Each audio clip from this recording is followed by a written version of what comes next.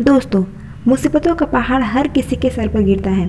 किसी की पैसों की कमी के कारण पढ़ाई छूट जाती है, तो कोई इसलिए गम में डूबा है कि उसे किसी अपनों से धोखा मिला है, या किसी का एक्सीडेंट हो गया है, या कोई सीरियस बीमारी से जूझ रहा है, वगैरह वगैरह।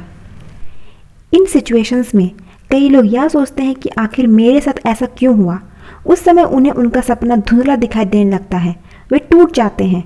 तो दूसरी ओर कुछ लोग ऐसे होते हैं जो इन प्रॉब्लम्स में भी अपॉर्चुनिटी ढूंढते हैं, अपने सपनों को पूरा करने के लिए डिटरमाइन रहते हैं। उनके इरादे लोहे की तरह मजबूत होते हैं। चलिए मैं एक सच्ची कहानी आप लोगों के साथ शेयर करती हूँ। एक लड़का जिसका जन्म साधारण परिवार में 1932 ईस्वी में हुआ था। उसके पिताजी टीचर थे। उस बच्चे को अपने पापा के टीचर होने पर बड़ा गर्व होता था, क्योंकि यह एक सम्मान वाला जॉब था। लेकिन उसके छोटे से मन को यह बात चोट पहुंचाती थी कि इतने रिस्पेक्टेबल व्यवसाय के बावजूद उसका परिवार फाइनेंशियली मजबूत नहीं था। पैसों की कमी से उसका परिवार जूझ रहा था। शायद इसीलिए वह टीचर नहीं बनना चाहता था, और स्कूल जाने की उम्र में ही उसने ठान लिया कि उसे क्या करना है। पैसों की कमी के कारण वह 10th तक ही पढ़ पाया और शुरू हो गई उसकी प्रोफेशनल लाइफ। वह नौकर टाइप काम नहीं करना चाहता था, इसीलिए उसने खुद भजिया पैकेट बनाकर तीर्थयात्रियों को बेचना शुरू किया। इस तरह शुरुआत हुई उसकी एंटरप्रेन्योर बनने का सफ़र। उसने कई छोटे मोटे हॉकिंग बिजनेस भी किया। कुछ समय बाद उसके बड़े भाई ने अच्छा काम करने के लिए उसे एडन शहर बुला लिया। एडन शहर यमन देश का शहर है, लेकिन एडन जाने से पहले उसके पापा की मौत हो गई। उस समय उसकी उम्र मात्र 17 वर्ष की होगी। फैमिली की रिस्पॉन्सिबिलिटी उसके कंधों पर आ गई, लेकिन वो बंदा हारा नहीं। वह एडन गया और वहाँ एक कंपनी में क्लर्क की जॉब करने लगा। अपने जुनून और टैलेंट के दम पर मात्र 24 की उम्र में वह बर्मा शेल कंपनी में जनरल मार्केटिंग मैनेजर बन गया। इस कंपनी के मालिक इस यंग इंडियन टैलेंट का यूज़ अपने कंपनी के प्रोग्रेस में करना चाहते थे, लेकिन उस बंदे का सपना तो कुछ अलग ही था, अपने देश को इंडस्ट्रियल वर्ल्ड में ऊंची मुकाम तक ले जाने का। 25 की उम्र में वह वहाँ से रिज़ाइन देकर इंडिया लौट आया। किसी को उसके इस कदम पर यकीन नहीं हुआ। उसका सपना दूसरों के लिए इम्पॉसिबल था, लेकिन इस लड़के को अपनी काबिलियत पर पूरा भरोसा था। यही कॉन्फिडेंस उसे दूसरों से अलग बनाती थी। उसने एक किराए की फ्लैट लेकर मुंबई में रिलायंस कमर्शियल कॉरपोरेशन की स्थापना की। अब आप जान ही गए होंगे कि मैं किसकी बात कर रही हूँ। मैं कर रही हूँ कॉरपोरेट गुरु धीरूभाई अंबानी की। इस समय मुंबई में वे अपने फैमिली के साथ एक चॉल में रहते थे। क्योंकि उन्होंने बहुत सारा एक्सपीरियंस एडन से ही ले लिया था, इसलिए वे जानते थे कि वहाँ मसालों और कई प्रोडक्ट्स की डिमांड ज़्यादा है, और वे उसी शहर में मसाले और दूसरे प्रोडक्ट्स सप्लाई करने लगे।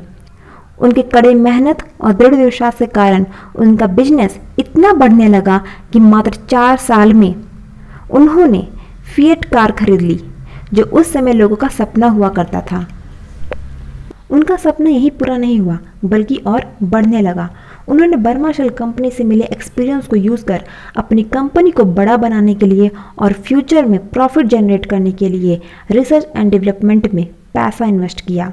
वे जानते थे कि ये पैसों की बर्बादी नहीं है, और ऐसा उस समय के इंडियन फर्म्स नहीं करते थे। बाद में उन्होंने मात्र 15,000 रुपये से गुजरात में टेक्सटाइल मिल शुरू की। सिंथेटिक फाइबर बनाने के लिए उन्हें दूसरी कंपनी से कच्चा माल खरीदना पड़ता था, लेकिन मात्र 15 साल के बाद पूरा प्रोसेस उल्टा हो गया। अब वे कच्चा माल उसी कंपनी को सप्लाई करने लगे। इतने कम समय में इतनी तरक्की उन्होंने कोई बेईमानी से नहीं पाई, बल्कि ईमानदारी और काम के प्रति डेडिकेशन से पाई। वे हमेशा प्रॉब्लम्स में अपॉर्चुनिटी ढूंढते रहते थे। जब वे अपना बिजनेस सेटअप कर रहे थे, उस समय करप्शन, पॉलिटिक्स और एडमिनिस्ट्रेशन में फैला हुआ था। इंपोर्ट लाइसेंस मिलना मुश्किल था। उन्होंने सिचुएशंस का बारीकी से स्टडी किया और उन्हें इंपोर्ट पॉलिसी में कमजोरी मिल गई, जिसका फ़ायदा उठाकर उन्हें सप्लीमेंट्री इंपोर्ट लाइसेंस मिल गया, जिसके तहत वे सामान एक्सपोर्ट कर इंपोर्ट कर सकते थे। आगे चलकर उन्होंने जामनगर रिलायंस ऑयल रिफाइनरी को खरीद लिया। उस समय के एक्सपर्ट्स और रिपोर्ट्स कहते थे कि इसकी सक्सेस की चांसेस 0% है, लेकिन उन्होंने फिर से प्रॉब्लम्स में अपॉर्चुनिटी ढूंढते ढूंढते इसे भी तरक्की के शिखर पर पहुंचा दिया। इसी तरह इन्होंने कई सारे डिफ़िकल्टीज़ को पॉसिबिलिटीज़ में बदला। अगर मैं सारी डिफ़िकल्टीज़ के बारे में बात करूं तो ये वीडियो काफ़ी लंबा हो जाएगा। अगर आप इनकी संघर्ष यात्रा के बारे में जानना चाहते हैं और इनके जैसा एक सक्सेसफुल एंटरप्रेन्योर बनना चाहते हैं तो आप इस बुक को रेफ़र कर सकते हैं। इस बुक का लिंक मैं डिस्क्रिप्शन बॉक्स में दे दूँगी। इस कॉर्पोरेट गुरु ने सक्सेस मंत्र भी दिया है जो इस बुक में इंक्लूड है। आप चाहे तो इस बुक से पढ़ सकते हैं और मैं इसकी एक सेपरेट वीडियो भी बना दूंगी।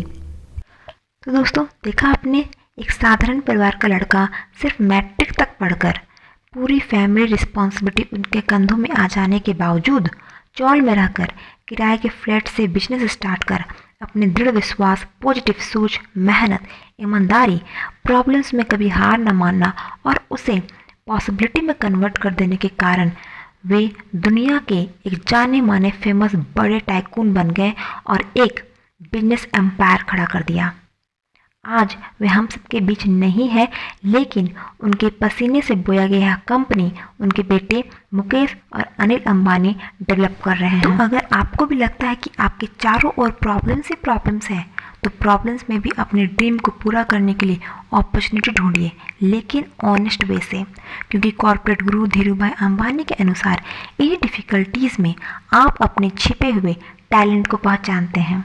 ज़रूरत है दुख में डूबने के बजाय उन अवसरों को पहचानने की। तो अगर आपको ये वीडियो अच्छा लगा तो एक लाइक तो बनता है, और हो सके तो इस वीडियो को शेयर कीजिए ताकि लोग नई तरीके से सोच पाएँ। तब तक के लिए थैंक यू फॉर वॉचिंग।